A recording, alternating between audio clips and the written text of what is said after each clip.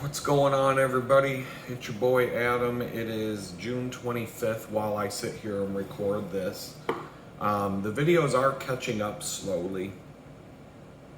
I've just uploaded another batch, or rather, I am uploading another batch of videos, the last of which is the one for today. I will have a video for today being Wednesday, so I have Wednesday, Thursday, Friday, Saturday covered. And then for Sunday and beyond, I have to pull off what's on this phone and stack those up. This whole delayed video thing is kind of working out for me. I know some of you people don't like it, but now that I've moved and now that you saw how everything ended up, people aren't really up my ass about that anymore, because now it's not like, does it really matter? Like, does it really matter at this point? No, it doesn't. There's no like suspenseful outcome that you're all waiting to see. And but it's working out for me because I can post a video every day without having to work on these every day. I can kind of gang it all up and spend one day uploading and doing all the stuff that I need to do for the videos so that they can be posted, and then just get on with my life, and I can sit here and kind of record things as it makes sense to do so. I don't really have a lot to talk about today. I have to go to the bank. I'm gonna take one more look at this mobile app, but this bank sucks balls. So I feel like I gotta go to the bank in person and deposit my check this time so that I know that it's in my account and it's just gonna go smooth. But I did the quick math this morning. I get all like phlegmy when I sit down to do these videos. It's the weirdest thing. I'm not phlegmy at other times of the day. I may as well start smoking because I sound like a smoker anyway. But anyway, so I'm gonna go to the bank. The closest branch for the bank that I bank with is 5 miles away. In fact, all the banks that there's another bank that I bank with, they have a branch 5 miles away, which actually kind of amuses me because up until recently they didn't have any branches anywhere that I was aware of at all. So that was cool. If I ever have a problem, I can at least go into a branch now. But I've never had a problem with them the whole time I've used them. So they're 5 miles away. The bank I gotta go to is 5 miles away. The bank I was thinking about changing, my Texas bank, I was thinking about changing to a different bank. They're 5 miles away. There was a credit union right next to where I was living in the tool shed, and I was thinking about going to open an account there, and turned out that was a bust because I had to move. When I look for banks that are close to me, there's nothing. There really is nothing here. Oops, bank. Like, I'm looking at, there's one bank. No, that's the same distance. The closest bank is this one, the one I was thinking of going to, and that's 3 miles. Okay, 3 miles to a bank. And where is that? Is that inside? That's inside of a Walmart, I believe, maybe. Yeah. That's a branch of a bank inside of a Walmart. So I don't know. Doesn't really matter.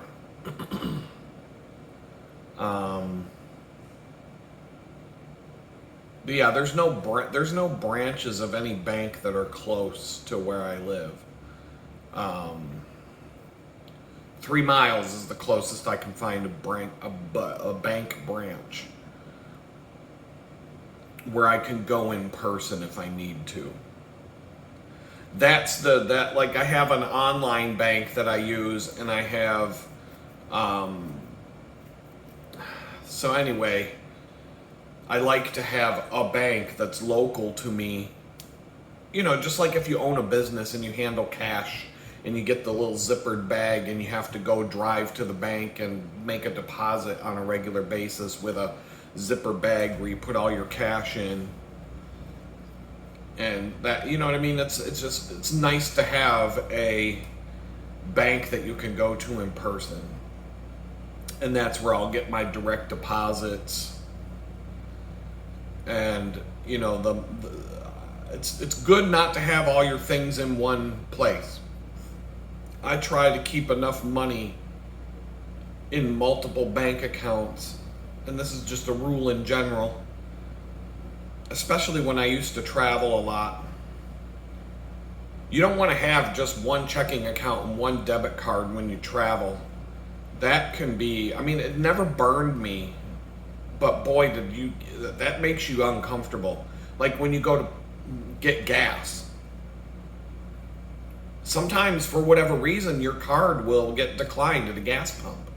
For no fucking reason. You can have $20,000 in an account, slide your card, and the gas pump will say, nope, rejected. And no matter what you do, it won't take your card. You can get screwed at an ATM. You can get screwed. These cards can fuck you. They can just get declined for no fucking reason. You can get declined at one place, get back in your car, drive a half mile down the road, and slide your card, and it'll work just fine. That's happened to me. There was a time I went to try and get gas at a gas station, and I had 2 different cards get declined at the pump. And I'm like, what the fuck's going on? And I'm like, it has to be the gas station. So I got back in my car and just left, went to another gas station down the road. Everything worked fine. I just wasn't going to go in the store and dick around with all that stuff or pay cash. I wanted to fill my tank.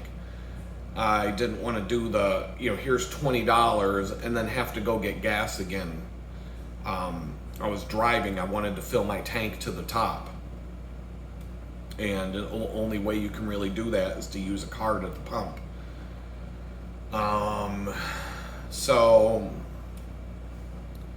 I don't know. Whenever I'd travel, I'd take out enough money. I'd always try to keep enough cash that if all electronic forms of payment fail, I have enough cash to get home.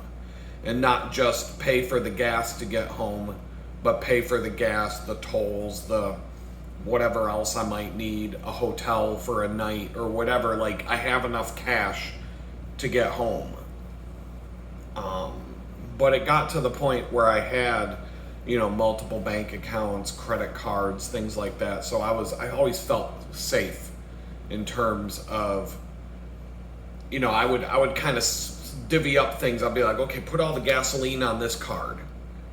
If you have to use a hotel, put it on this card. For everything you eat, put it on your debit card. Pay for that with your own money. No cash. I mean, I would use cash if necessary, but I'd take out a bunch of cash just as like a fail-safe. And try to put everything on cards. That also makes it so when you get home from your trip, you can easily itemize everything that you did and spent. You know exactly what you spent on gas and all that kind of stuff. And then it helps you plan for your next adventure. I don't like the electronic shit just as much as anybody else shouldn't like it. But there are pros and cons to everything we do in our society, in my opinion, that there are pros and cons to everything. There's pros and cons to social media. There's pros and cons on YouTube, pros and cons with, electronic payments. Let's see here. But yeah, there's the closest bank for me to go. It's a 5 mile ride each way. Not a big deal. And it's kind of like when I'm looking at this situation today, the closest bank to me is, what is it, 5.4 miles, and it's going to, what's the word? It's going to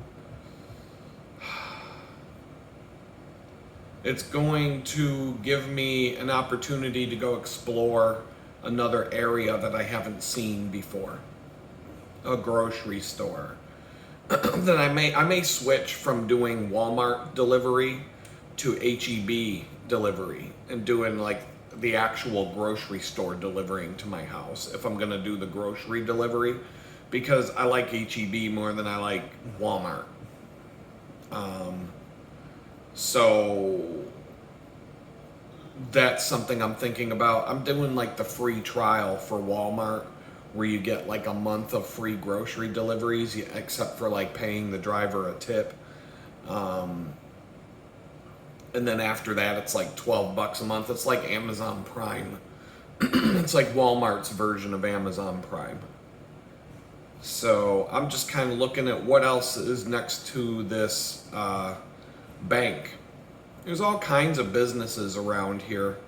So at some point, it does make sense for me to fill out a bunch of applications and see if I can find a job that's closer to here as a part-time job.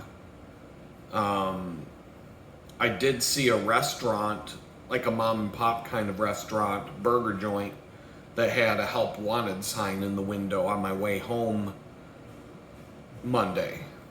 So maybe I'll go there and see what's up with that. I guess the only drawback is, do I want to work in a busy restaurant?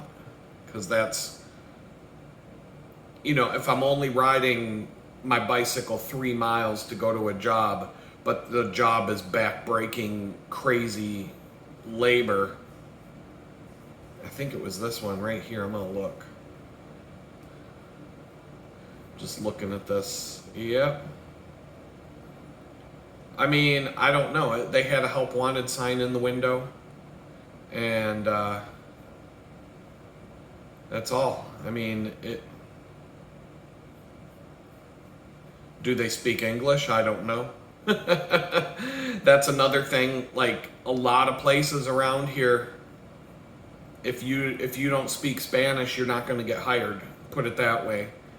A lot of places that I go into, a lot of businesses I go into, they only speak enough English to deal with the American customers, but when the employees are talking to each other, it's all "Donde está? Donde está aquí?" I don't know, man. Like,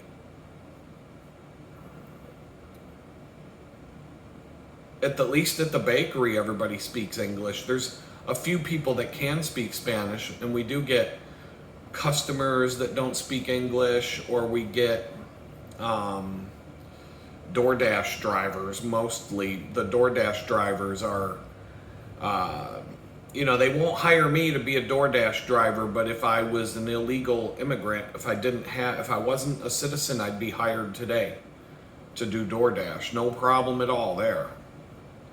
All I'm saying is if ICE wants to round up all the illegal immigrants in Houston, all they got to do is sit outside of fast food joints and wait for the DoorDash drivers to come out with their bags, go up, ask them a few questions in English. If they can't answer, all right, get in the fucking wagon, get in the back of the truck. We're going down to the station. Like, it would be that quick. You could get them all in one day. And then DoorDash would be desperate for drivers. DoorDash wouldn't be able to find anybody to drive around here, and then they would have to hire people like me that they would otherwise reject because they wouldn't have any other choice if they want to stay in business. So I don't know. Do what you got to do, Trump. I don't give a fuck anymore. In fact, I don't I really don't. Like I've said this all along. People don't believe me or whatever, but I don't trust him either. I don't trust Donald Trump. Just it's the same thing. I look at him as the same. I look at it like if you voted for cackling Kamala, that fucking dumb whore. If you voted for her, you knew what you were gonna get. Trump is more unpredictable. We don't know. We don't know if he's on the side of the people or if he's on the side of the rich. That just do them their bidding. I wasn't too impressed with his first 4 years as president. I'm going to drain the swamp. Well, the swamp's still there. He's not draining it today. He's not doing it he's still not draining that swamp. He talks a lot of shit, but he's not doing shit. But, whatever. I'll give him at least, got no choice. We just got to let this thing play out and see what happens.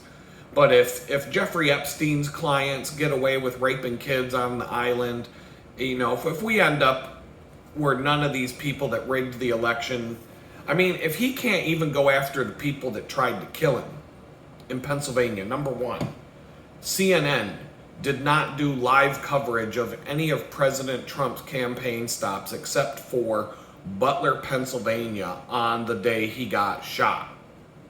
Who tipped them off that, hey, if you go and film President Trump today, his head's going to explode on live TV?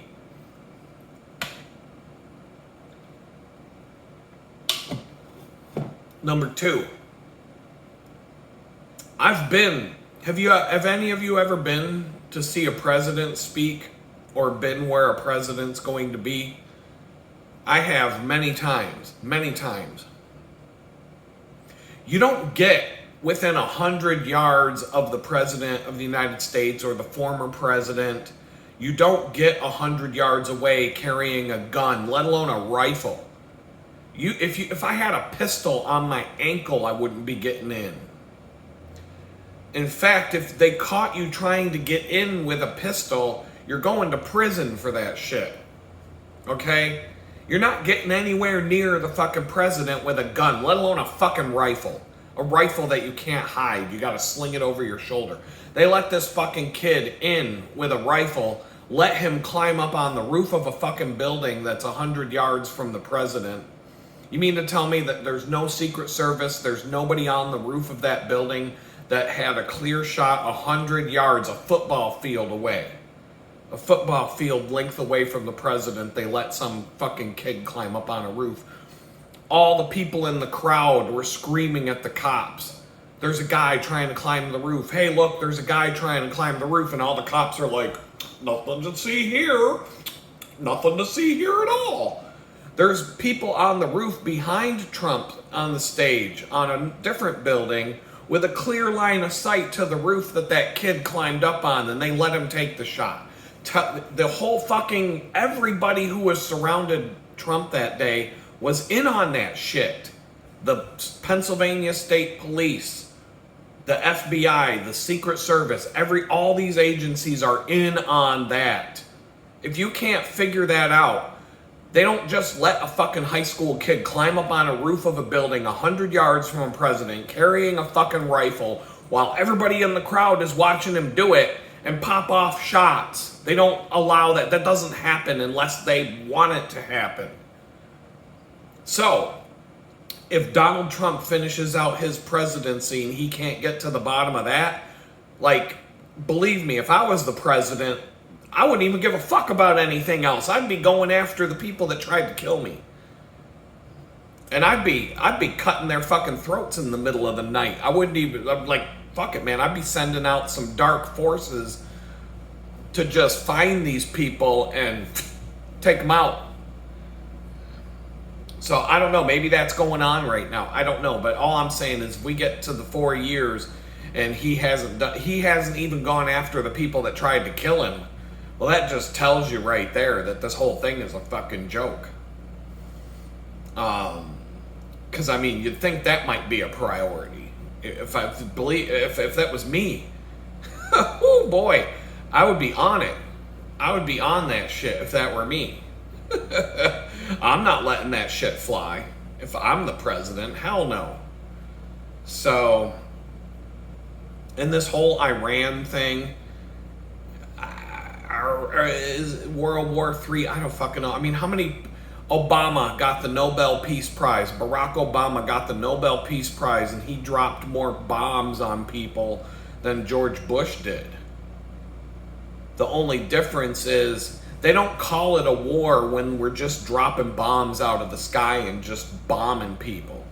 That's not war. It's only war if we send people to go on the ground, tanks and soldiers to fight on the ground.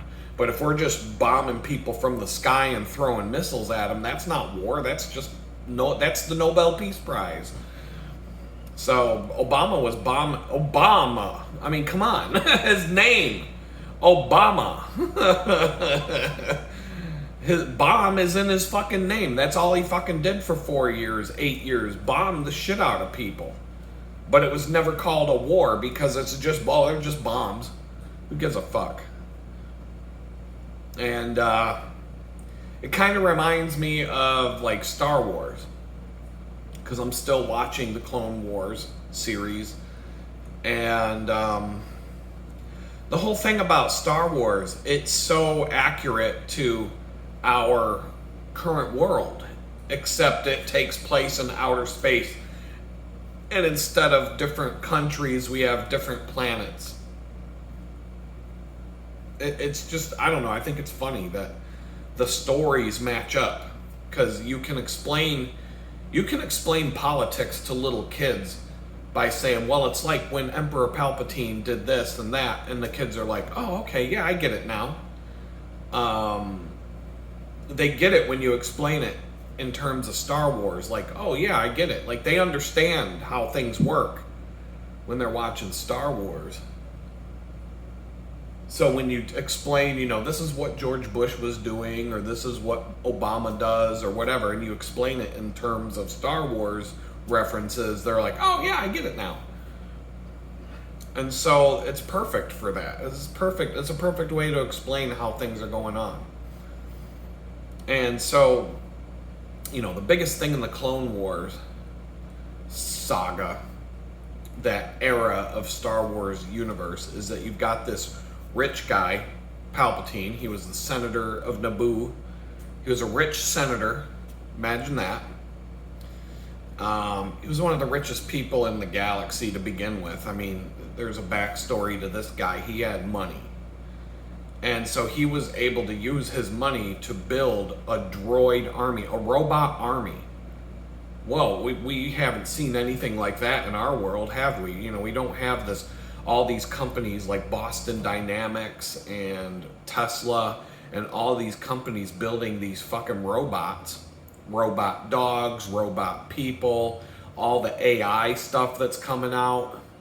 All they got, and the sex robots and all that shit is coming together. We're going to have a robot army. We have drones, autonomous drones. We have, drones are in the sky. We see them all the time. They have autonomous drones now running by AI instead of a human being with a joystick in a room. They can just do it themselves without the human intervention.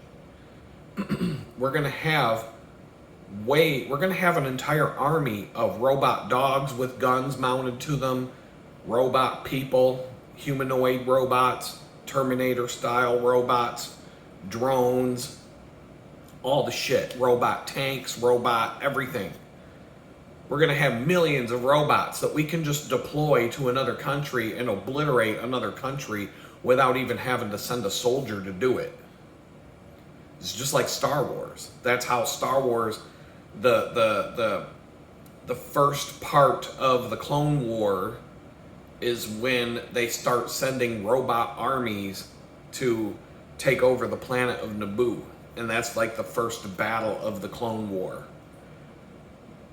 And then this emperor, that Palpatine, he funded this separatist movement. So there was a divide in the galaxy. The Republic, there were people that wanted to, basically like the American Civil War, the South wanted to recede and be their own thing. The galaxy had the Confederate army, and that was the droid army. So all these people that were part of that alliance, they aren't going to fight the war themselves, they're just sending robots to do it. But Palpatine, this rich guy, funded all of that. He paid for all the robots. He built an army of robots. But on the other side, he also built an army for the Republic, for the other side.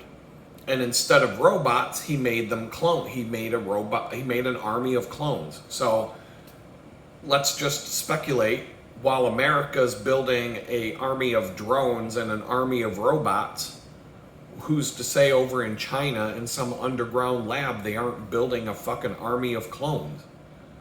I mean, I think that China would have a much easier time getting away with building an army of clones, human beings that were just born in capsules and bred with growth hormones and whatever else, and brainwashing and everything else, to become an army of clones.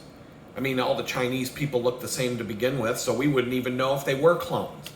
They all just, I mean, if they all took their fucking helmets off, they would all just look, they'd all be Chinese. So it wouldn't even it totally would make sense that they would have a clone army in China. Millions of clones that were just bred to be soldiers on a battlefield. Expendable people. Slaves. Because there's no rules in China about human rights and all that shit. I was just talking to somebody the other day. Somebody sent me a picture from one of those bodies exhibits that they had at all the science museums across America. And all those bodies came from China. I don't know if you know what I'm talking about, but in the science museums, it was like this big exhibit it went on for years. They would put all these dead bodies on display, but their skin would be peeled back and they would show all the organs inside. And then maybe another one was like the heart and all the arteries and stuff were taken out. And it was just the entire body of arteries and veins and stuff in a glass case to show you how complicated it is. And then there'd be like a brain in a jar. And then there'd be a body with the face cut in half, and you'd see everything going on. And these are all real bodies that were preserved in such a way that they could be put on display like a fucking high school science project when you dissected a frog, and put in such a way that you can see everything that's going on inside the body. And you'd go and pay to go see this exhibit, and you'd just be looking at 300 dead bodies. It was kind of grotesque. Well, it turns out all of those bodies that you were looking at the Science Museum were political prisoners in China. So if you spoke out against, so for me, in my situation, instead of getting 2 years in federal prison for mean tweets, if I was a Chinese citizen, I would have been executed in a mobile execution van that they just drive around the country. They pick you up, they put you in the back of the van and put you out. And then they would have carted me off to the fucking bodies factory, and I would have been cut open and filleted and put on a fucking display at a science museum and going on a worldwide tour so that crowds of people could look at my dead body opened up and see, what all the fucking cheeseburgers I ate did to me or something. Who knows what they would use my body for, but they'd be like, look at this guy. He was really strong cyclist, but he ate too many cheeseburgers. So look at the muscles in his legs. They're so exquisite and they're so well formed. Yet look at his beer belly. And look at all, they'd probably have all the cheeseburgers that hadn't digested yet preserved in my belly, cut open so you could see what the cheeseburgers look like an hour after I eat or something. They would have fucking done some weird shit. That would have been what happened to me if I did the same thing in China that got me in trouble here in America. So I would have been part of the bodies exhibit. Speaking out against the Chinese government, that's what they do. They come find you, they kill you, they cut open your body, they do some weird shit to it, and they put it in a fucking museum for everybody to look at. And so, give me a break. Of course they have a clone army. They don't have any morals or any, there's no human rights or anything like that. So, they probably could have some droids and robots. I mean, the Republic, the Grand Army of the Republic, the Clone Army had droids.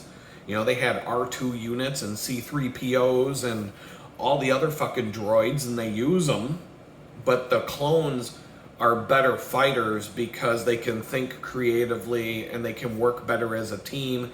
And it was said that like one drone is worth, or one clone is worth 100 droids. And the advantage of the droid army is that they can just keep pumping out droids, hundreds of thousands of droids every fucking day. And as you kill them off, they can just keep pumping more out and just keep shoving them out there. So the droid army it can't be destroyed, whereas the clone army could have been destroyed. But the clones were grown in this factory, and they were given growth hormones so they could get a clone from baby to adult in like 3 years or something like that. And they brainwashed these clones to be super soldiers. And so that's another aspect of war that are modern times. So you've got the rich guy or the rich people. They built both of the armies. They get both armies. They are the leader of both. Palpatine was the leader of the droid army, and he was the leader of the clone army. And he had them fighting each other while he sits in the middle orchestrating the whole fucking thing. Getting rich and richer and richer and richer because of it, and getting more power and getting emergency powers. He becomes chancellor, supreme chancellor of the Senate. Then he gets emergency powers so that he can do all of the things that he needs to do to win the war without getting congressional approval. And then he uses his emergency powers to stay in power. He never gives up the emergency powers when the war ends, the war that he created. And then eventually he just dissolves the Senate and says, we don't need you anymore. I'll do this. I'll run it now. And so that's how it's going to happen here when we get the whole mark of the beast and the Antichrist and all the things that the Bible says are going to happen. That's pretty much how it's going to be. There's going to be a war, but the thing about the Star War, the Clone War, it's not exactly a detached war, but you got these two armies fighting each other, and the people don't really have to be involved. They're not drafting people to go. They're not drafting our kids like they did in Vietnam to go fight in some fucking war. When it's a robot army versus a clone army, the citizens aren't going to have to get their hands dirty and fight in the war. So they're going to be less likely to oppose the war. Oh, they're just clones. Oh, they're just robots. Who gives a fuck? Let them fight it out. The only part that's going to be... The only time they're going to be affected is when bombs are falling on their own cities, or when the droid army comes to town and, starts executing people and rounding them up and putting them in camps and shit like that. But by and large, most of the people in the galaxy, or in our terms in the world, aren't going to be directly affected by the fighting and all that stuff. It's just going to happen in places where the robots are fighting the clones and vice versa, and it's really just a power play, but they're going to be able to do it in such a way that it's not really affecting the people a whole lot. It'll be just like we fight wars now. We just send our fucking people to die over in the Middle East, and then most people in America are like, well, I don't give a fuck. I can still watch football and drink beer. Hoorah! Right? They don't care. It doesn't affect us here. 9/11, that's the only time it ever affected us. And then look what happened after 9/11. After 9/11, we watched the 2 buildings blown up in New York City, and now it's 2025 and New York is about to elect a communist Muslim terrorist to be mayor. So yeah, they learned their lesson, of course. But I guess, they just had to choose between the former governor, who's a rapist, and a Muslim terrorist. And they're like, well, I'd rather have a Muslim terrorist than a rapist. And they elected the Muslim terrorist to be the next mayor, unless they can find some Republican candidate. But I don't know, how are we going to find a Republican candidate for mayor of New York that can beat a Muslim terrorist? I don't know. We're going to see how that one plays out. So it's you know, Star Wars has a lot in common with our world. That's all I'm saying. Just in the same way that Palpatine created both armies. I mean, this is how World War II went down.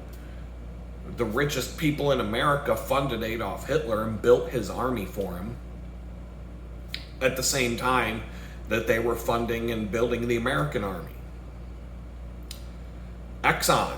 I'm looking at Exxon's world headquarters right here on the map, right in front of me, because I'm trying to figure out how it would be potentially possible for me to incorporate this bicycle trail to go to and from my job without having to take any roads or very few roads on a day where I'm just feeling like I want to go on a leisurely ride. And Exxon's got this one stretch blocked off, and it's literally less than a quarter mile.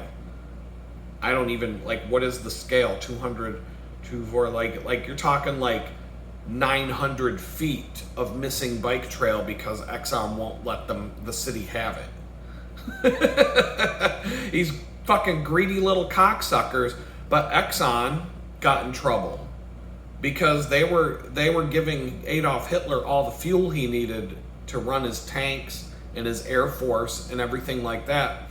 And it was said that if Exxon had stopped selling fuel to Adolf Hitler, America could have won the war in like a few months instead of millions of people having to fucking die to kill Hitler and get rid of the Nazis.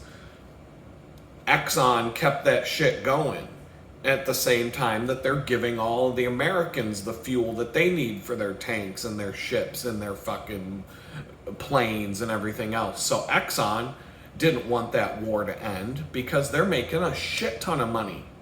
A shit ton of money by selling the fuel to both sides of the war.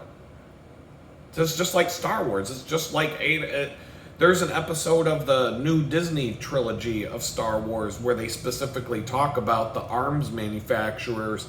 They're selling shit to both sides of the war while they sit at a luxury casino gambling all their money away because all they do is live a life of luxury while they sell shit to both sides of the war to keep the war going. Because they're just getting rich no matter who buys the ships and the guns and all the stuff. They're just making money. They don't give a fuck who they sell the stuff to. Keep the war going and we're going to be rich. That's the whole fucking name of the game right there. And so, I don't know. Like, I watch this and I write down a little bit of stuff. Like when I see something that's worth talking about in a video. And at the beginning of each Clone Wars episode, they're 20 minutes apiece. So where am I at now in terms of how much have I watched? Because I'm watching it like at the end of the day when the sun goes down and I'm not seeing the reflections on the TV screen and I'm just too tired to do anything. I've watched 44 things out of 419 things to watch. Some of these, once the animated series, the Clone Wars and Star Wars Rebels and some of the other stuff, Bad Batch is another one, Bad Batch of Clones. And there's, once you get to, those things are all about 20 minutes an episode.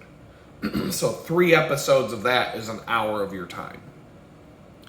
When you get to like the live action series, some of those are an hour an episode, 45 minutes to an hour.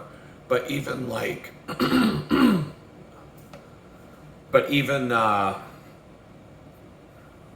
Mandalorian is like 20 minutes an episode. They're short. They're way too short for a live action series, in my opinion. That's why I would typically wait until the entire season finished and then just watch the whole season at once, because then it's more like watching a movie than, oh, a new episode came out 20 minutes. Oh, guess we gotta wait until next week. So it's just more fun to watch that stuff when you can watch it, when you can just sit down and watch it all the way through. Oh, maybe over one day or over the course of a week or whatever you have time for.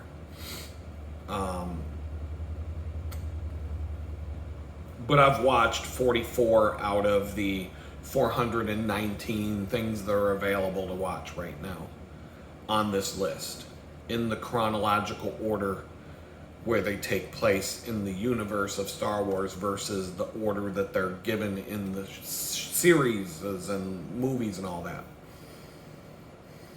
And so it's actually kind of interesting to watch it in that order, because I remember watching the Clone Wars a long time ago, and this time because I've already seen it, but it's been a while, so I'm like, a lot of it's kind of new, because you just like, but you make connections, but when you're watching it in this chronological order, things make a hell of a lot more sense.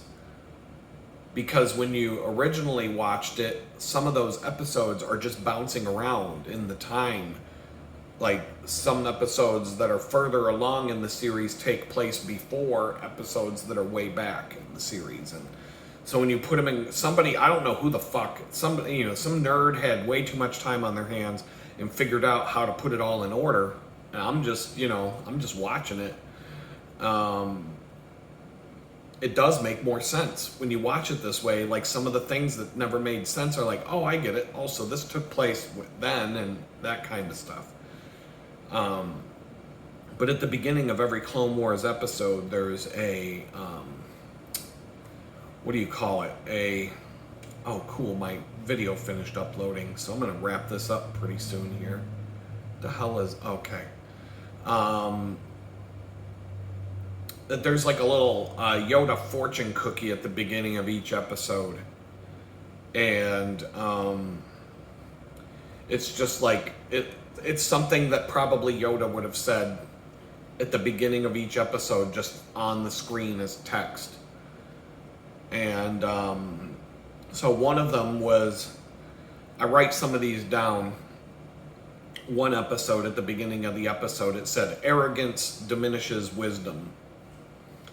And I'm like, okay, that definitely applies to me back in 2022 when I was posting all that dumb shit that got me in trouble.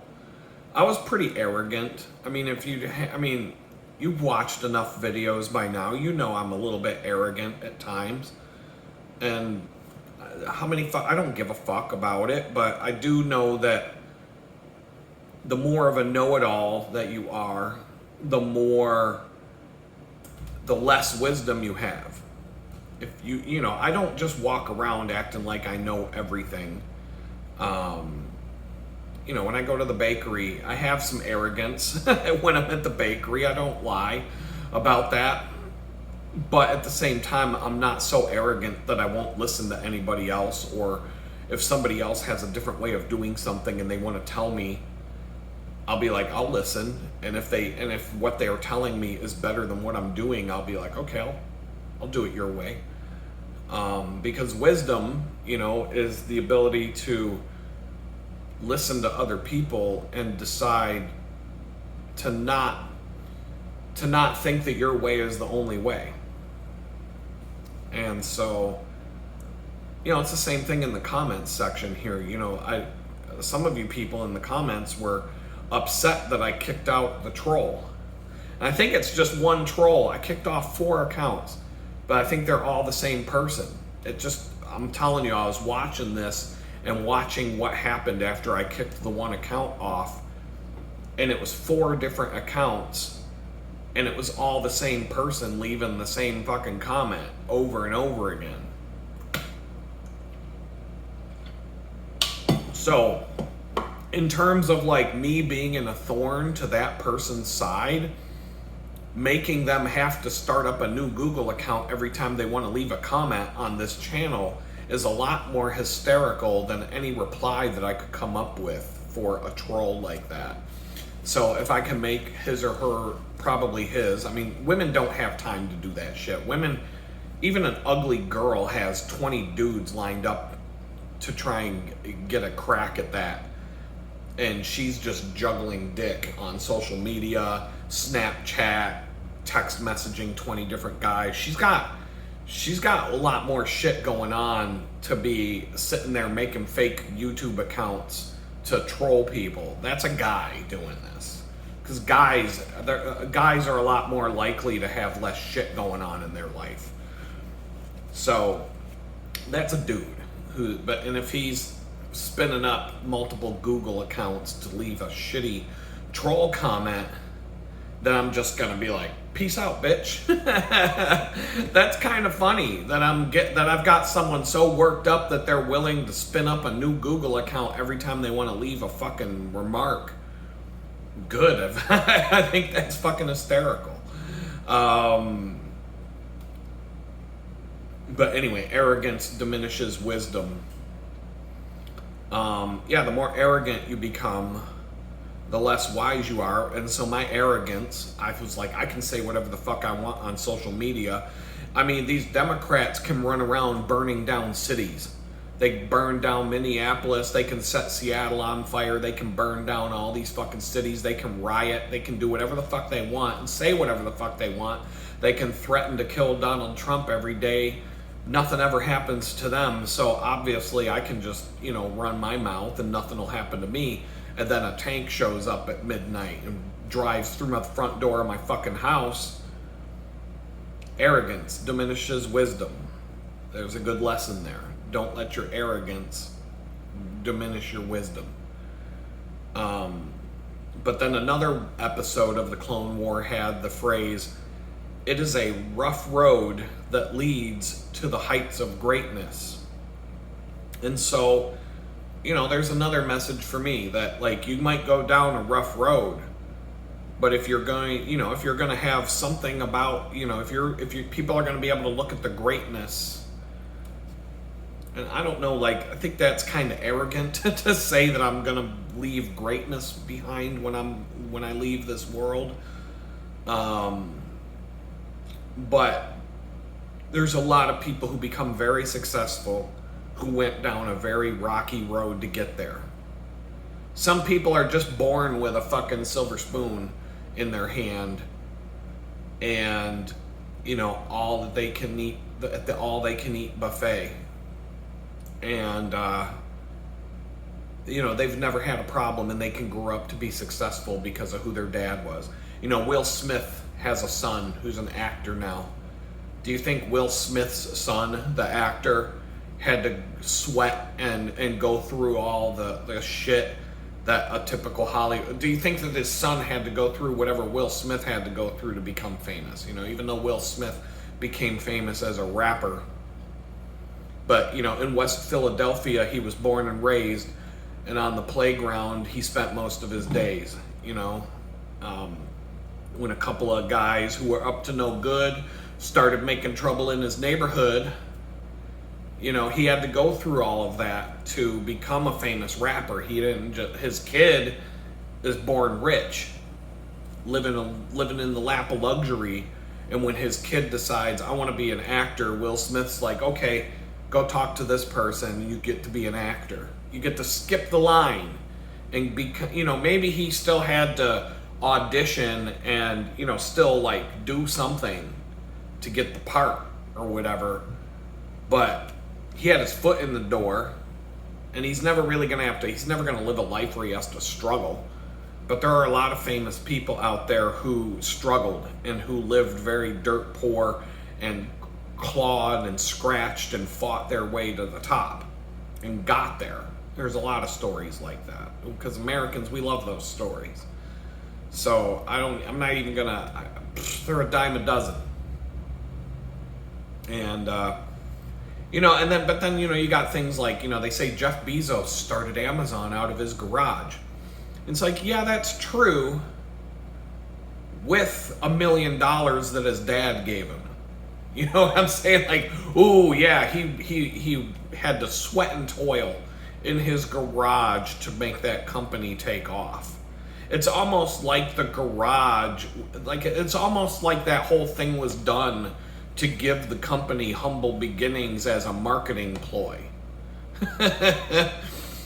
It was just like a marketing tactic that, like, oh, he's a humble man who started a company out of his garage with $1 million that his dad gave him. You know what I'm saying? Like, that's all I'm saying. But some people actually did start their company, like Steve Jobs and the Apple guys started their company out of a garage. And as far as I'm aware, none of them had rich parents, or they may have had middle class parents, but I think they had to work a little harder to get where they got. But anyway, it's a rough road that leads to the heights of greatness. It's not always a clear path. It's not always smooth sailing there. And then I'd shared one in a previous video that said the best confidence builder is experience.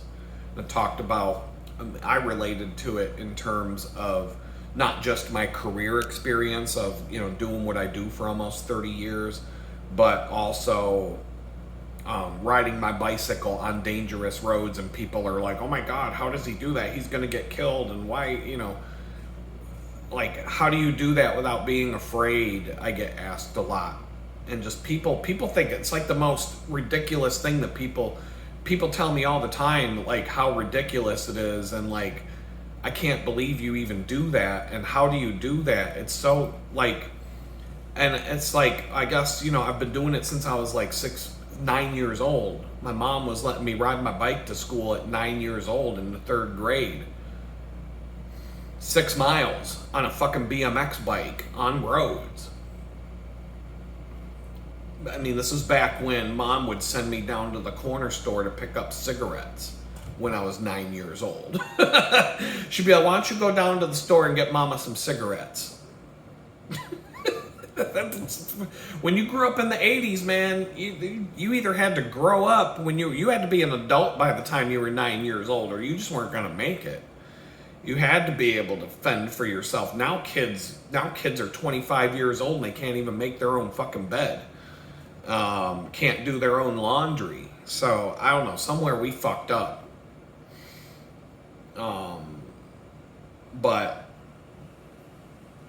the best confidence builder is experience.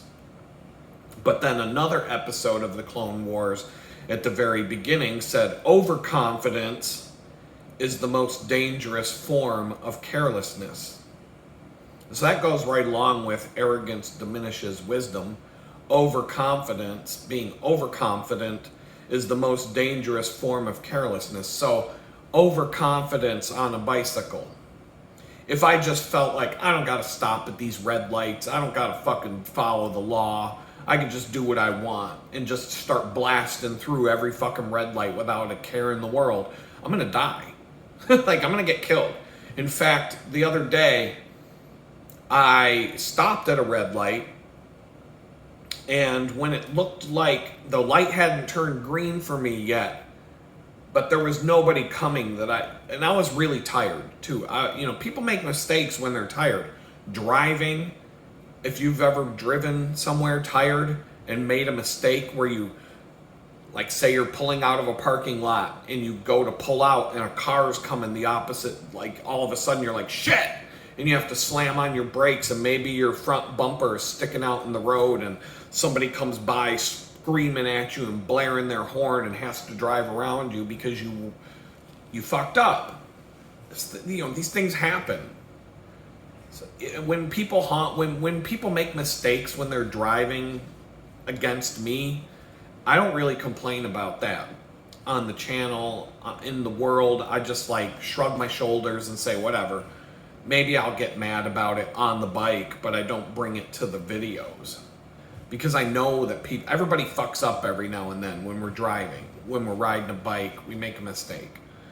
I only get mad when it's the aggressive shit where people are doing it on purpose. People purposely trying to run me off the road. People getting behind me and blaring on the horn and screaming and yelling. And people who drive by at like 70 miles an hour coming within a quarter inch of my shoulder because they just want to intimidate you. And that kind of shit. Like, that's what pisses me off, is when people do it on purpose and aggressively. Those are the people that I would like to have a hammer hanging on my backpack strap that I can just grab and be like, bop, on your window. As I go by on the bike, be like, hey, good luck buying a new window, you fucking asshole. I hope it rains. And just go on my merry way. But when somebody makes a mistake, I can be like, yeah, that was a fuck up. So I had a fuck up the other day. I stopped at a red light. I was tired. It was one of those days. It was like Friday, I think. And I was exhausted. It was one of those exhausting rides that I just didn't even want to do. I was half falling asleep. And the light hadn't turned green yet, but nobody was coming on the perpendicular direction. And I'm like, okay. I just push the pedal and I start going through the intersection. All of a sudden, a big giant pickup truck's trying to make a left turn, and I'm looking right at the driver and he's coming right at me, and I'm like, fuck, this is where I get hit. But I didn't, because I stopped, the truck stopped, we just kind of looked at each other, and I was like, sorry. I said sorry. I was like, whoa, sorry, man. And then I just kind of creeped along and got out of the way, and whatever I had to do to, it was fucking stupid. So that's how it can happen. Like, it wasn't any different than if you're a pedestrian and the walk sign hasn't showed up yet, but you look both ways and it looks like it's clear and you can just walk across the intersection. But then a car comes out of nowhere and you're like, fuck, and you gotta jump out of the way or whatever, and you're like, shit, I should have waited. It was one of those kind of things. But overconfidence is when you're coming up on a traffic light and you see it turn red and you don't even slow down. You're just like, fuck it, I'm gonna go through. And there's cars going like this and you're just like, I don't give a fuck, I'm just gonna go through. They can stop. Like, that's when you're gonna get killed from that. I've seen people do that kind of shit in the cycling world, especially during like alley cat races and stuff like that.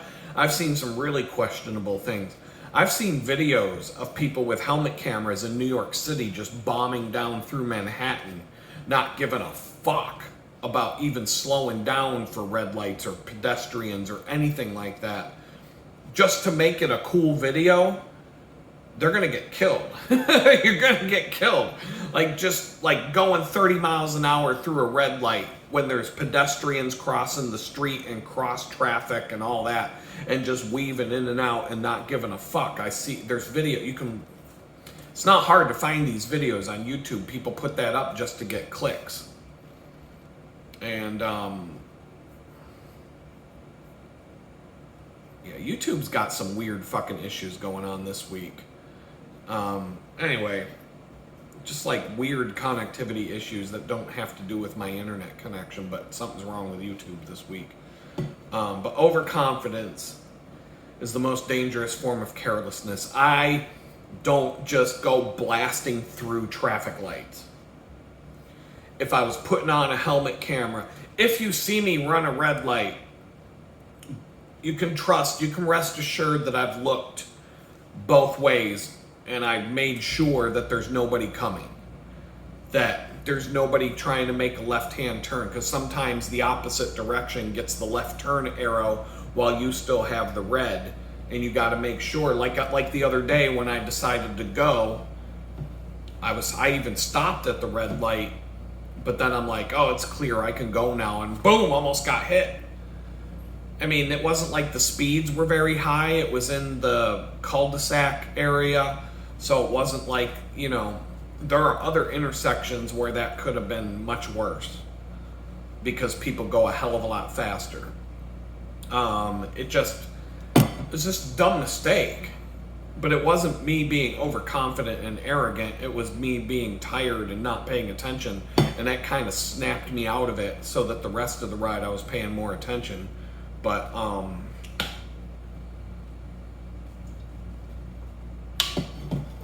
overconfidence is like, I can picture certain intersections on my ride where I can build up a lot of speed, and if I see that light turn red, you could be tempted to just say fuck it and don't even put your fingers on the brake levers, just go.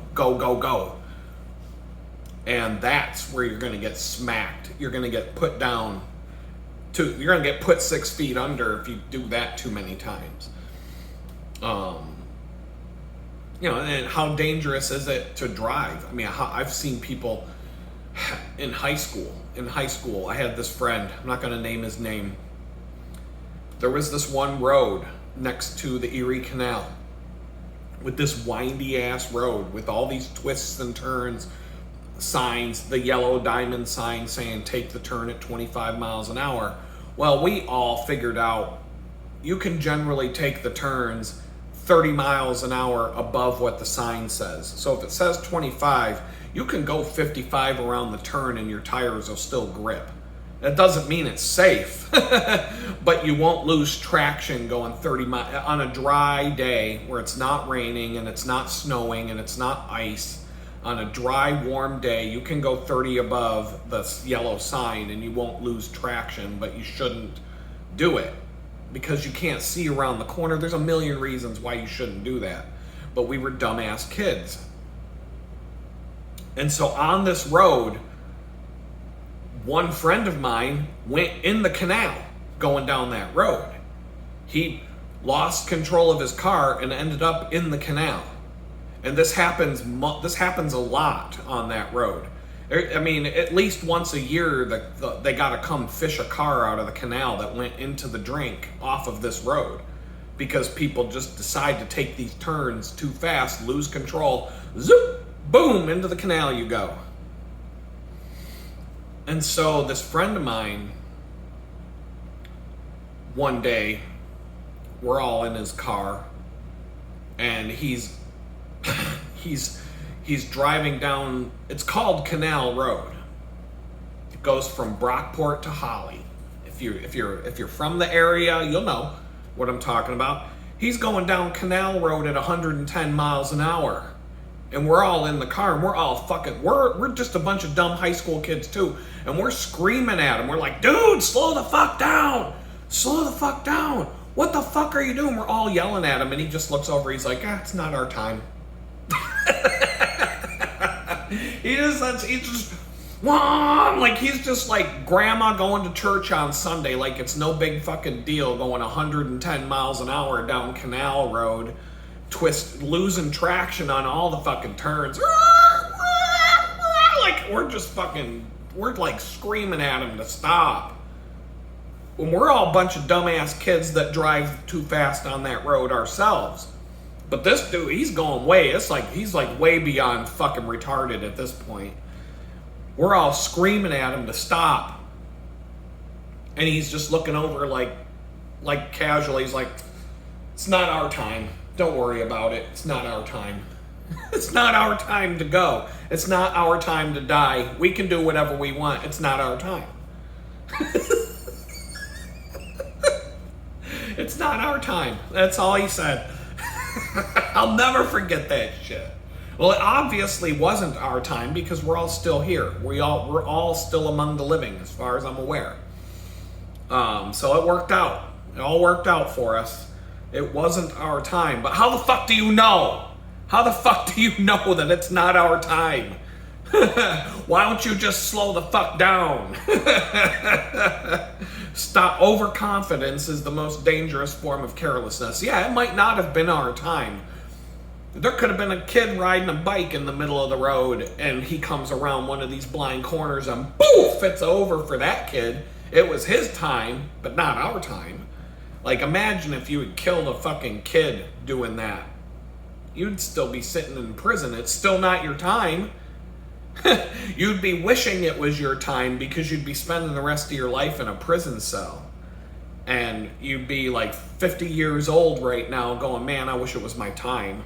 Because you'd have, I mean, if you went to prison at 17 years old, 18 years old for the rest of your life, and now you're 50 years old, you'd be ready to go. You've read all the books. You've you've seen all the football games and all the screaming and yelling that goes along with that. You've eaten enough. Mechanically separated chicken. You've had enough horrible Christmas dinners with a piece of turkey loaf and and some stovetop stuffing, and that's the best meal of the year. You've had enough of that. You're ready. You're ready for your time to come at that point. But yeah, overconfidence is the most dangerous form of carelessness. I could think of many, many times that's been a factor in my life or in just things I've experienced. And so I thought that was those words of wisdom from the Clone Wars were worth sharing before I wrap this video up. And one more thing, if you made it this far, somebody actually left me a comment, and I'll probably respond to it. I think it was last night or something. Somebody said, I wish you would get your PayPal account back. And I'm like, yeah, me too. I can't have a PayPal account. PayPal won't let me have a PayPal account. It wasn't my choice to shut PayPal off. So the problem I'm having, PayPal is horrid across the board. I mean, PayPal will freeze your account for no reason at all and just take your money. There's countless stories of PayPal doing that to people all over the internet. Just go find it. You'll find out. The problem for me is that I have multiple stock photo accounts where I sell my photography to be used in advertisements and things like that, and I get small payments out of that. And there's only two platforms that I can use to receive payments. One's PayPal and one's called Skrill. And Skrill sucks. I have a Skrill account and I'm using it. And right now it doesn't really matter because I get like $25 every 3 months dropped into that Skrill account.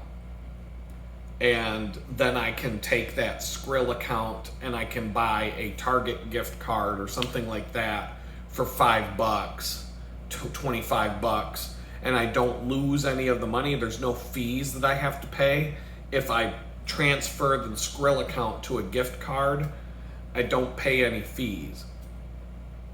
So I don't lose. If I wanted to put the Skrill transfer to a regular bank account, there's a $15 fee for that. So if I get a $25 payment from a stock photo site, I have to pay $15 to transfer the $25.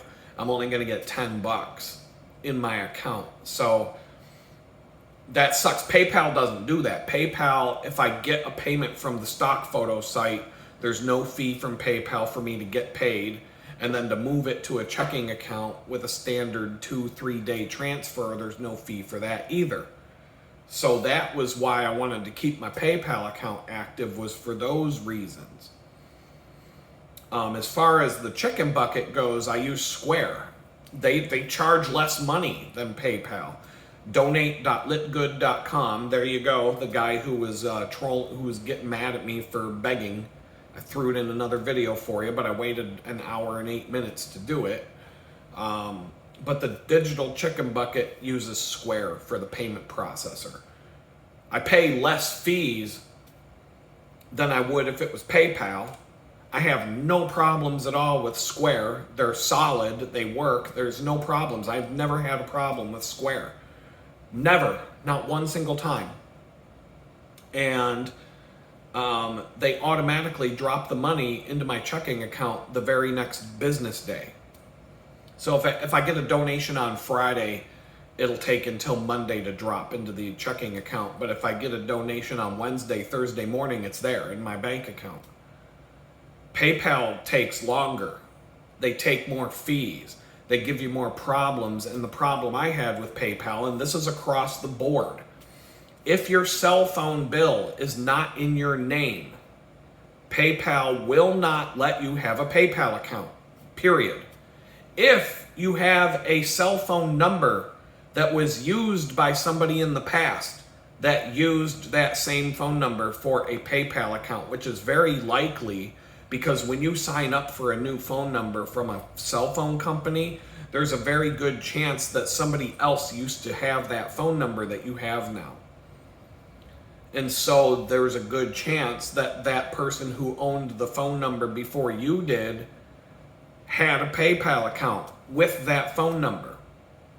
If either of those scenarios apply to you, PayPal, they may not do it on day one, but PayPal will terminate your account for that reason. And they will not let you open a new one. They will not let you open a new PayPal account with that phone number. In fact, the phone number that my account was associated with is forever banned from ever having a PayPal account again. If PayPal finds out, I don't know how they do it, but they check to see that the phone bill is in your name, which means that the phone companies are in on it, and PayPal can check the phone number and see whose name it belongs to, caller ID or whatever. If it shows up that, so if you're on it, this happens a lot. Look this up. People complain about this all the time. Better Business Bureau is full of complaints about PayPal for everything I'm telling you about. The bbb.org, you can go there, look up PayPal, and just read the shit people post. It's fucking crazy. All the things I'm telling you, they do this all the time. I don't know how they're even allowed to be in fucking business anymore, the way they treat people. But as part of their security shit, if your phone bill is not in your name, so if, let's just say your spouse, say you're a woman with a cell phone and you're on a family plan and your husband, it's in your husband's name.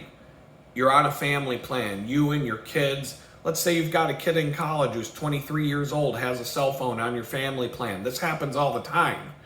My friend's family plan, who my phone is through right now, his whole family and his wife's family are all on the same family plan. There's like 10 or 15 phones on this family plan or something from what I've been told. There's tons of phones on this family plan. And he used to work for the company that the family plan is with. So he's got some sort of discount going on there. His brother used to work for the company. He used to work for the company. All these phones are on the family plan. They got some discount going. I don't know. All I know is that's where my phone came from. So the phone bill's not in my name.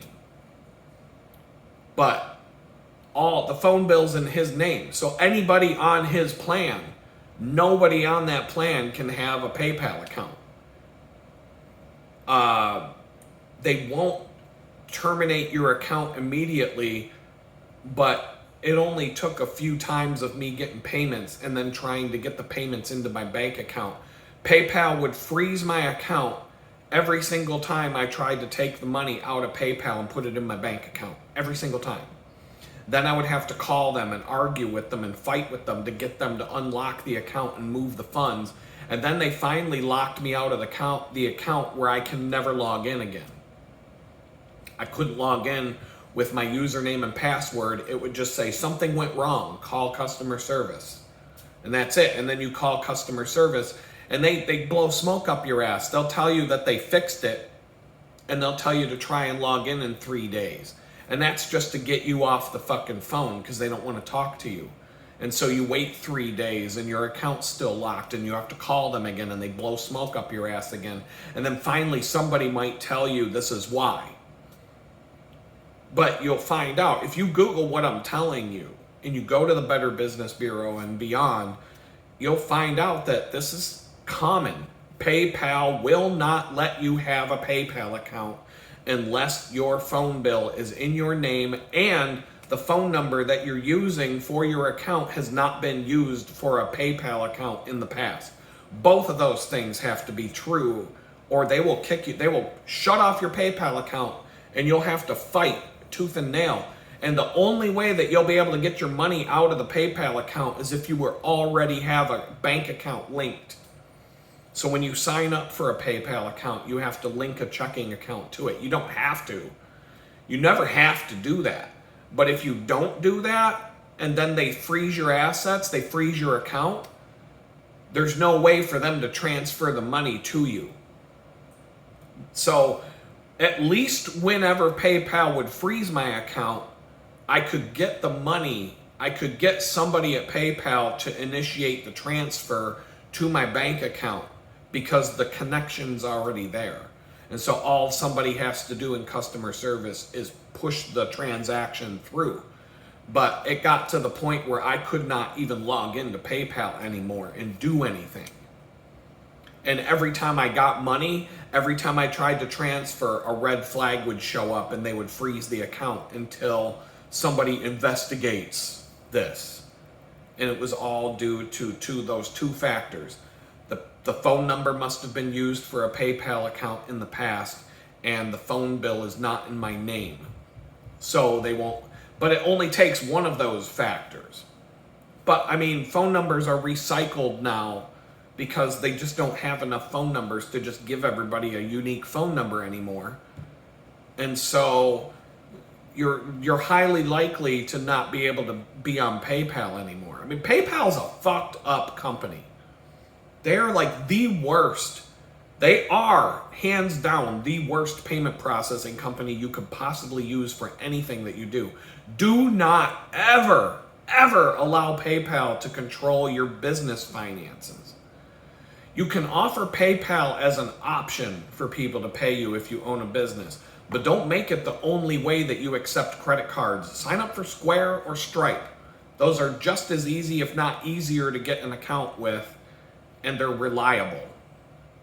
PayPal, I'll give you one more story about PayPal. I've shared this before, but during the Ron Paul campaign for president, Ron Paul was kicking everybody's ass in the Republican Party.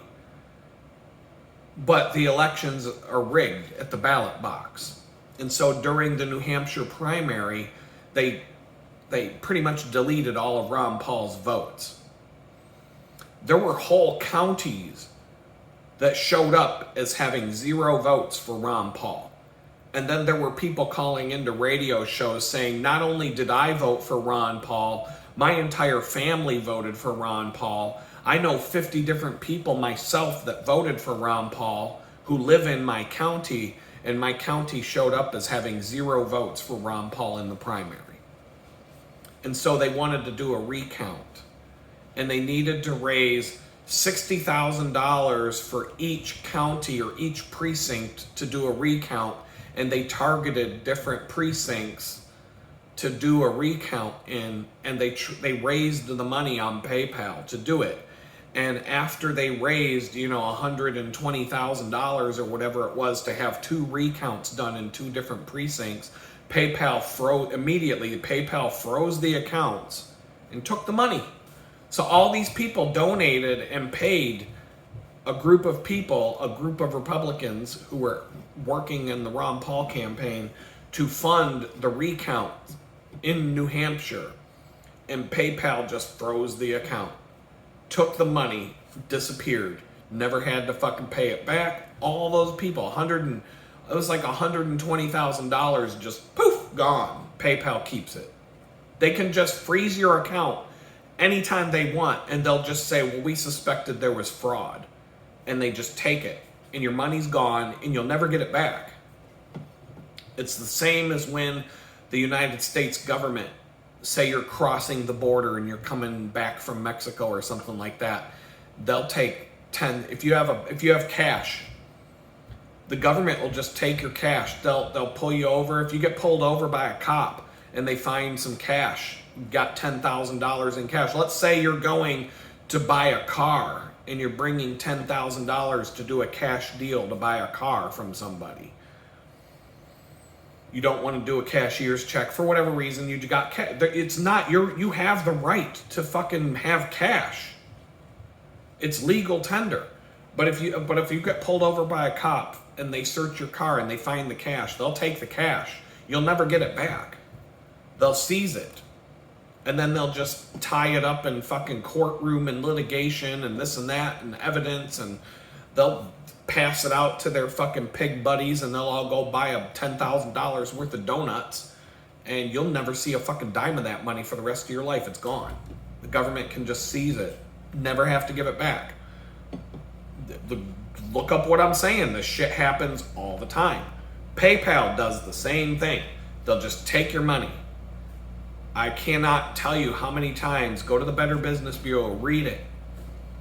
I can't tell you how many times I've heard somebody say that they ran a business and they used PayPal for their payment processing. They had like $50,000 in their PayPal account. PayPal froze their account, took the money, and they never got the money. Drove them out of business. PayPal drives people out of business because they take your money and they leave it to you to fight to get it back. But how do you fight to get it back when you don't have any money? You got bills to pay. You're trying to run a business. PayPal just pulls the rug out from under you, takes your fucking money, leaves you with nothing. You go bankrupt and you go out of business. And then PayPal never gives you the money back. This happens all the fucking time. How those fucking people aren't in prison for what they do is beyond me. But that's why I don't have a fucking PayPal account. And if I did, I'm paranoid as fuck when I have money in a PayPal account. The only thing I can ever want to do is if money shows up in PayPal, get it the fuck out. Get it out, get it out, get it out, get it out.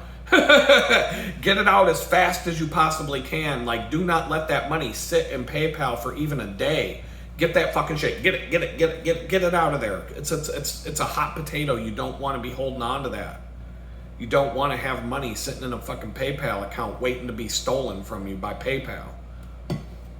But they won't even let me have an account right now. The only chance that I have of ever having a PayPal account again is to get a phone in my name, which is on my list of things to do, but I'll also need to get a new phone number to go with it. So it's not a huge pain in my ass. There aren't that many people who need my phone number, and I'll be able to keep the current phone that I'm using to make that transition after I get a new phone. I'll be able to keep this phone active for a month or two until I get everybody onto the new one, and then I can gracefully shut off the old phone. But that's the only time.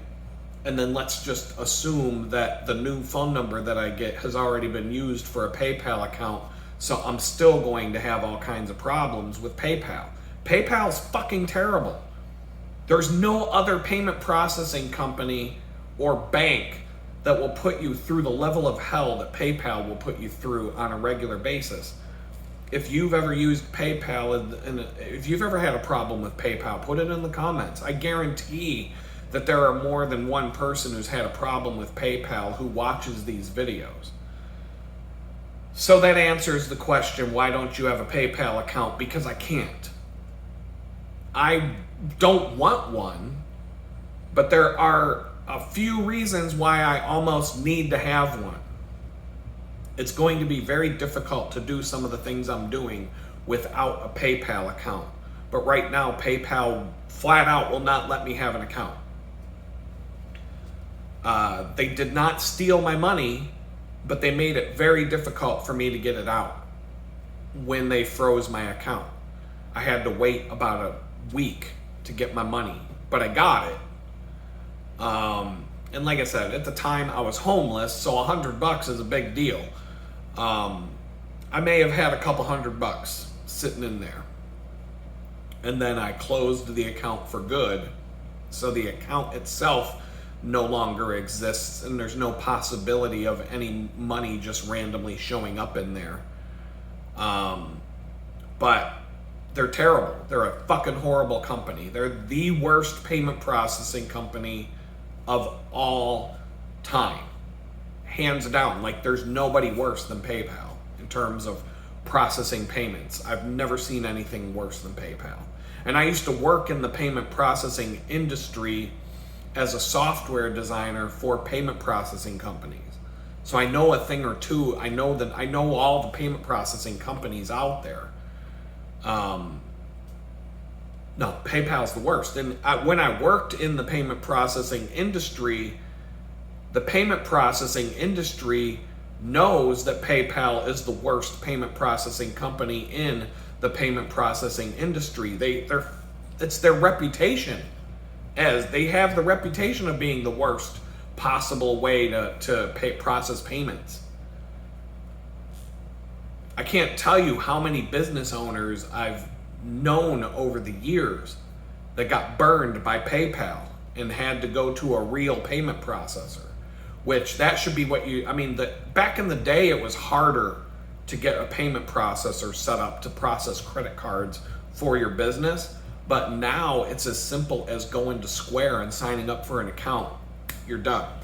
You may need to get a card scanner if you're a brick and mortar business, but getting the account set up is super simple, and you don't pay anything until you start taking payments. They just take a percentage of your payment.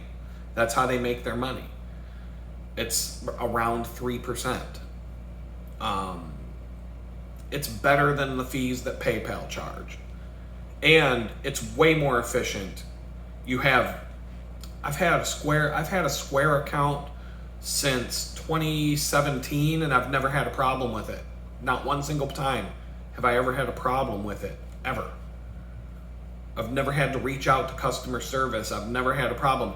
I know other people who use Square who say the same thing, and they have brick and mortar businesses where they're running credit cards all day long.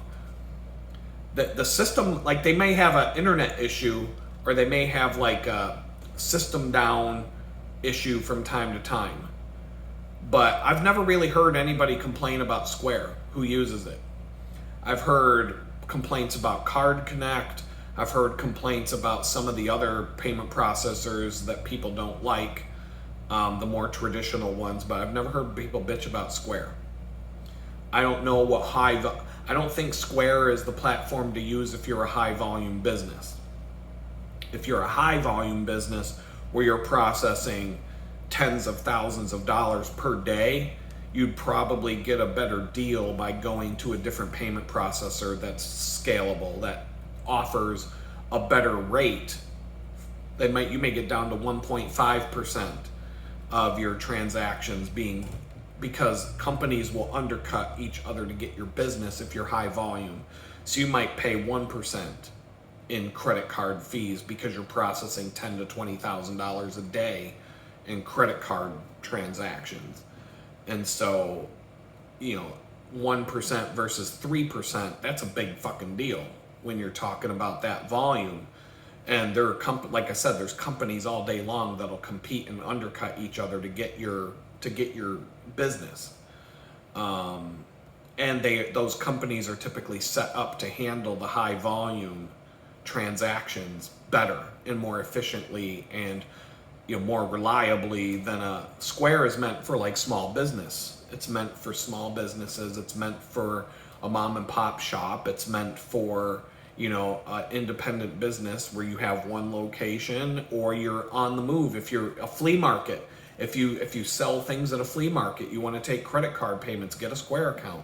You can process payments by having people tap their card against your freaking iPhone. Or you get a little card reader that you just tap their card or scan it or swipe it or slip it in for the chip or whatever you do. They give you all the stuff you need. You can manually process credit card payments through the app. They just take a bigger fee because it's more risky for them if you're manually entering card data into the app.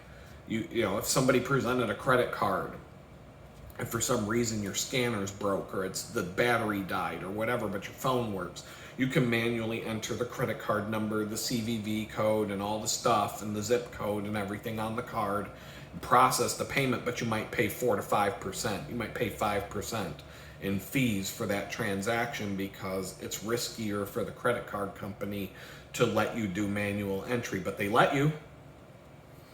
But no, there's a reason why I don't have PayPal, and it's not because I don't want a PayPal account. I really don't. I hate that company with passion. I think they suck. I don't want them. I don't want to have an account with them. And but this day and age, we've kind of reached a point where you basically need it to survive as a business to some extent. And oh, no shit, that bike trail does exist. I'll be damned. Google Street View is showing me that the bike path that I didn't think is oh my God. Oh wow, it's paved too. Oh my goodness, this means I can go all the way home from work on a bike path and maybe have to spend, oh wow, yeah, I'm on it now. Holy crap. I'm only gonna have to go, I can go almost all the way home on a bicycle path. That's gonna add a couple of miles. It could be a 25-mile ride to get home, but I can take a bicycle path almost all the way to my house. I can take a bicycle path almost all the way to my house.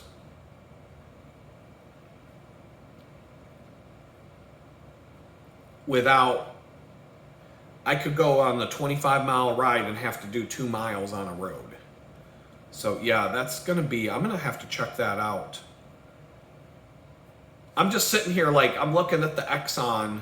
They must, I read on the internet that the only reason I didn't even try it the other day is because I did a little bit of homework, and it seemed like the satellite photo didn't show that the trail was completed, and it also just looked like, from the internet, there were all these people complaining about how Exxon didn't let people finish that, but now it's there. I see it. It's on Street View. There's somebody rode a motorcycle down, or a bicycle down the trail, and photographed the whole thing on Street View. And it's paved and it looks nice. And I'm like, wow. So that connection, that means, oh my goodness, I can get off the bike trail where I normally get off the bike trail, and then just stay on a bike trail the whole way through this one little area, and then go to the other side of Route 45 and cross that and stay on the bike trail. It winds and it goes way out of my way, and it's not going to be a nice, wow, the whole thing's on Street View too. That's crazy. Oh wow, yeah, like that's totally dope. That means yeah, this is great. I can take a bicycle trail almost the whole way to my house. This is freaking cool, man. This is a neat little discovery that makes my house even cooler than it was. Hold on, let me just see. So I'm just looking at Street View to see, okay, I can basically ride to that street to access the trail down the street from where I live. So it probably is going to make it a 25-mile ride each way if I take the bike trail instead of taking the streets and the roads. So if I'm if time is a factor, it's not the best way to go. But if I want that leisurely, woodsy experience of being able to just, oh yeah, this is freaking cool, man. But if I just want to be left alone and not have to deal with honking cars and go on the nature-filled path and just enjoy a leisurely stroll, I'll figure it out, but the exact numbers, but it's something like 2.5 miles out of 25 would be on roads. 2.5 miles. And in that 2.5 miles, it's the halfway point where I can stop to get Gatorade and like it's a shitty road. It's definitely a crappy stretch of this one road. And then I guess because then there's this neighborhood I'd have to ride through, and it's kind of a crappy neighborhood in terms of where you pick up the bike trail from. Trying to figure out it's right there. So there's this cul-de-sac kind of neighborhood that you have to go through to get to where the bike trail starts. and then you enter this park and you're on the trail system. And then from there, I can ride the trail all the way to when I'm about, I would say, 3/4 of a mile from my house. That is freaking cool as hell. Now, what happens if I put the street view right here? Okay, so yeah, the trail is paved too. That's really cool. Yeah, somebody's got a Google Street View bicycle. That's kind of funny. Somebody did a whole street view of this trail on a bicycle. That's really cool. I'm like, wow, I'm really geeked out about this right now. This is something really cool that I just discovered right now. Wow. I can see that there's supposed to be a path that connects a street to the bike trail, but it doesn't. But it would be bikeable. If I wanted to take a little shortcut to get home, I could cut right through there, through this little stretch of woods, and come out on a street and kind of work my way to my house. Oh, wow, this is freaking cool. This is really freaking cool. Here's something here. Oh, yeah. Yeah, there's like some dirt pathways that people have made to get to the bike trail that aren't necessarily paved. But yeah, I mean, wow, this is cool, man. This is really freaking cool. I'm definitely doing this next time I bike home. Because this is going to be freaking cool. Unless I'm in a hurry or it's raining or something like that, I'm definitely going to take the Spring Creek Greenway Trail all the way as far as it'll go to my house and just explore it and enjoy the variety and the scenery and the nature and all that. So that's it for I went way past an hour, but I don't know, one of these days I'll get out the GoPro cameras, I'll get them charged, I'll get a chest strap and a helmet so I can so I can film some of these bike trips. But you just got to give me some time. Anyway, I'm going to say peace out for now, and we'll talk later.